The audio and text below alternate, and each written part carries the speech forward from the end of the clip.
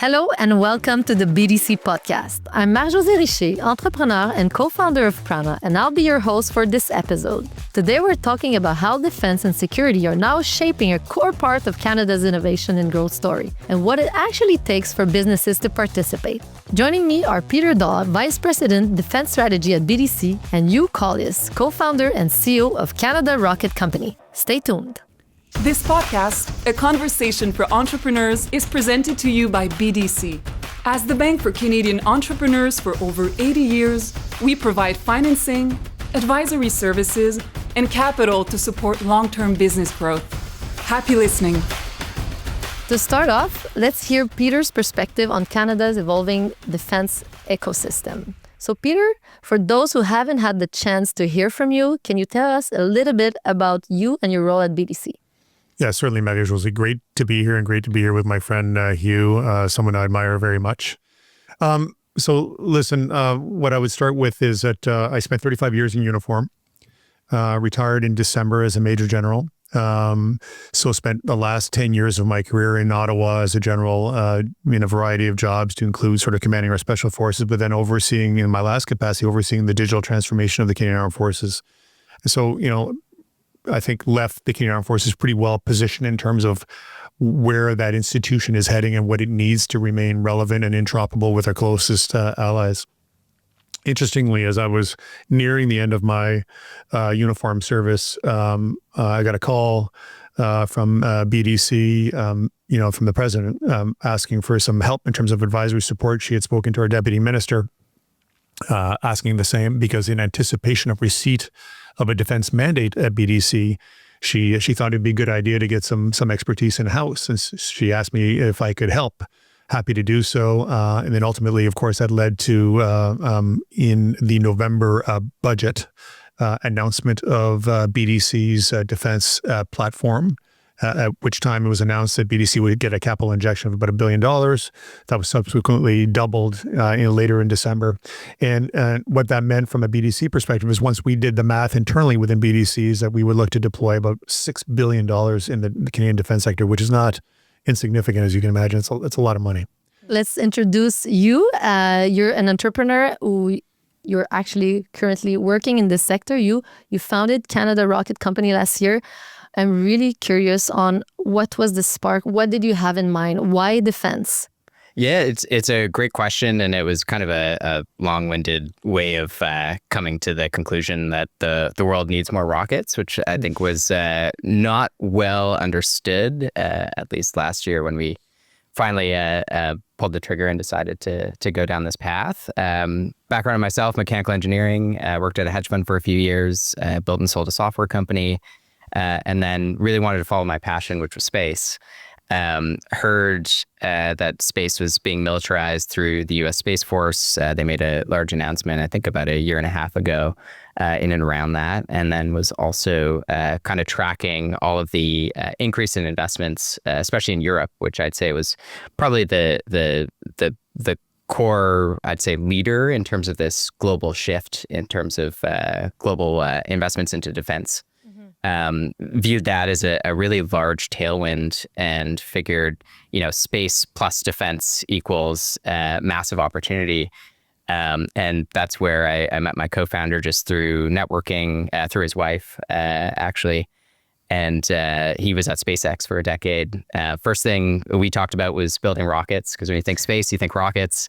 At the time, didn't think it was a great idea. And then heard in the grapevine that Canada was very interested in sovereign launch as a core capability. And we thought to build rockets, you need two things. One is capital, which also encompasses the need for the federal government and really all forms of government to be behind it in terms of regulations, permitting, because you're doing something that a country has never done before, and there's going to be more challenges than just attracting capital. So that's one pillar. And the other is team, which when you're building a business, it's everything. And especially when you're building very large capital intensive businesses, having a team that has seen it and done it before is a really exciting part. So I get to wake up every day with people who have commissioned the Canada arm built out the Tesla Gigafactories, worked on the Falcon 9, Blue Origin's New Glenn, Rocket Lab Electron, so all of the Ariane 6 launcher, and you kind of just want to pinch yourself because you're working with these world-class engineers that have come to Canada who would have no reason to either come back. We've repatriated quite a few Canadians, and then all these Europeans leaving their sunny coastal Mediterranean climates for the Canadian winters for this mission is very exciting. So it's been a very exciting journey.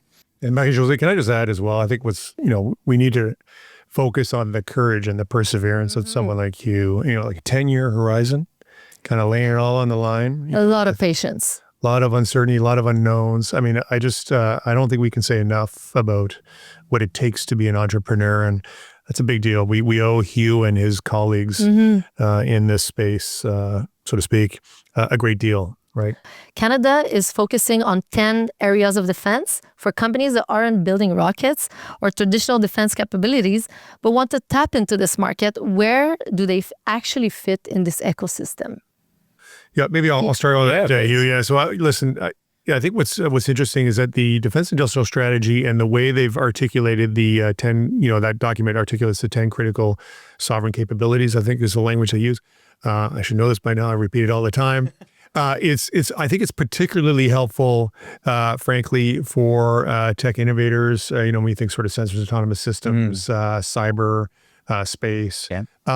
What is not really clearly articulated there, but which is implied, is that they're on the manufacturing side is these supply chains I was referring to earlier. Yeah. And so you've got two sort of, we call them personas in the banking sort of, there are three, in fact. There are the Hughes of the world, right?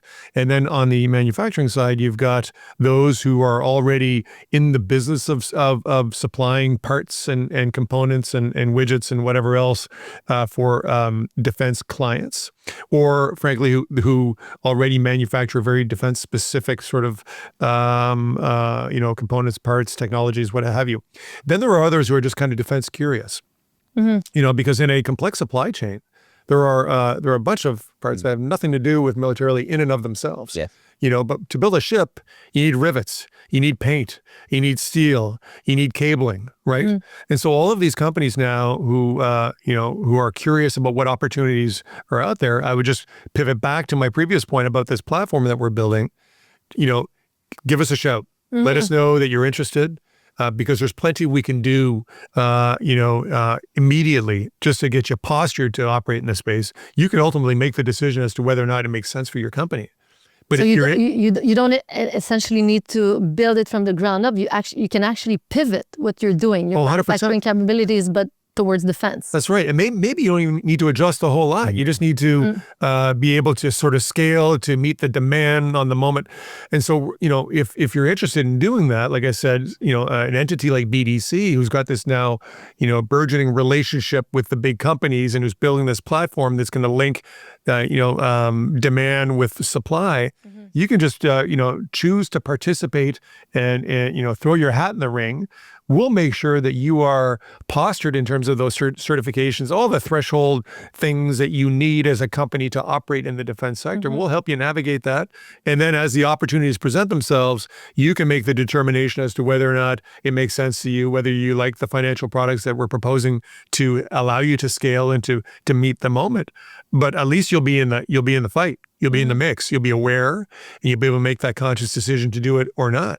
I would submit to you, it's a pretty smart thing to give us a shout, come participate and get your name on that and your entity sort of involved on that list that we are developing, that database that we're developing, because otherwise you risk missing out on some really interesting opportunities for your company, because there's going to be no shortage of work. I can assure you of that. It's going to be eye-watering, I think, the volume, Hugh?